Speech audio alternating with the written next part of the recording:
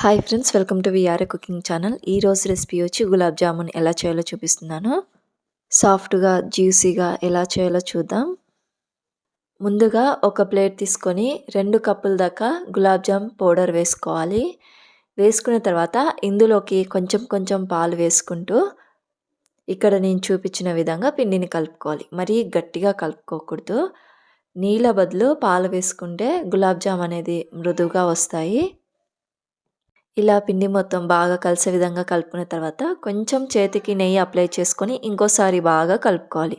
ఇలా కలుపుకోవటం వల్ల గులాబ్ జామున్ చాలా సాఫ్ట్గా వస్తాయి. ఇంకా చెయ్యికి కూడా పిండి అంటుకోదు. ఇలా కలుపుకున్న తర్వాత మూత పెట్టుకొని మనం చక్కెర పాకం పట్టేదాకా పక్కకు తీసి పెట్టుకోవాలి.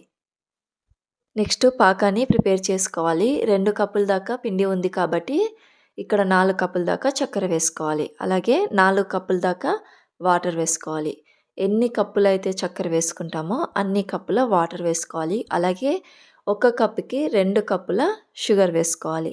ఇలా వేసుకున్న తర్వాత పాకాన్ని ప్రిపేర్ చేసుకోవాలి.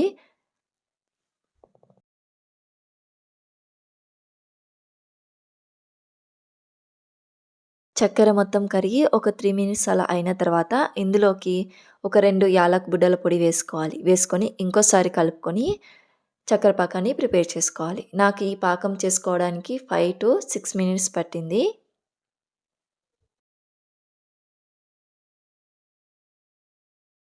పాకం ప్రిపేర్ అయ్యేలోపు మనం ముందుగా నానబెట్టుకున్న పిండిని ఇంకోసారి బాగా కలిసే విధంగా కలుపుకోవాలి. ఇలా బాగా కలుపుకున్న తర్వాత ఒక 1 మినిట్ పాటు చిన్న చిన్న ఉండలుగా తీసుకోవాలి.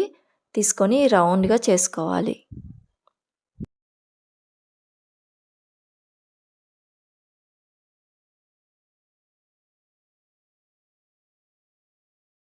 ఎక్కడ క్రాక్స్ లేకుండా బాగా రౌండ్గా చేసుకోవాలి. సేమ్ ఇదే విధంగా పిండి మొత్తాన్ని ప్రిపేర్ చేసుకోవాలి. ఇవి చూడడానికి చిన్నగా ఉన్న ఆయిల్లో వేసి మళ్ళీ పాకంలో వేస్తే పెద్ద సైజులో అవుతాయి. కాబట్టి కొంచెం చిన్న సైజులోనే బాల్స్ని ప్రిపేర్ చేసుకోవాలి. నెక్స్ట్ ఇక్కడ మనకి పాకం ప్రిపేర్ అయిపోయింది. నాకు ఆల్మోస్ట్ 6 మినిట్స్ పట్టింది పాకం ప్రిపేర్ చేసుకోవడానికి.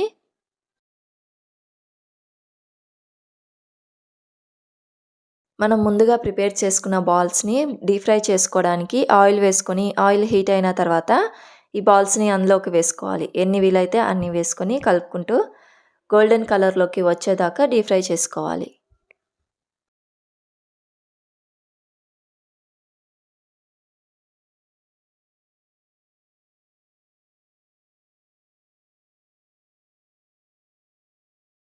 సేమ్ ఇదే విధంగా అన్ని బాల్స్ని ఫ్రై చేసుకొని పక్కకు తీసి పెట్టుకోవాలి. మనం ముందుగా ప్రిపేర్ చేసుకున్న చక్కెర పాకంలోకి ఈ బాల్స్ అన్నిటిని వేసుకోవాలి.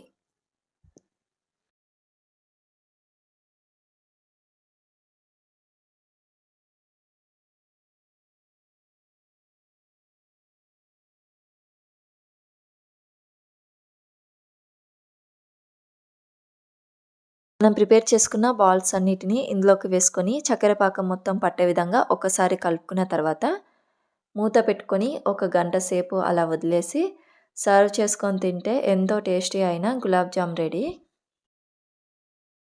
చాలా సాఫ్ట్గా జ్యూసీగా చాలా బాగుంటుంది. ఒకసారి నేను చెప్పిన విధంగా మీరు తప్పకుండా ట్రై చేయండి. అలాగే నా ఛానల్ని ఎవరైనా ఫస్ట్ టైం చూసినట్టయితే సబ్స్క్రైబ్ చేసుకోండి, లైక్ చేయండి, షేర్ చేయండి. Thank you.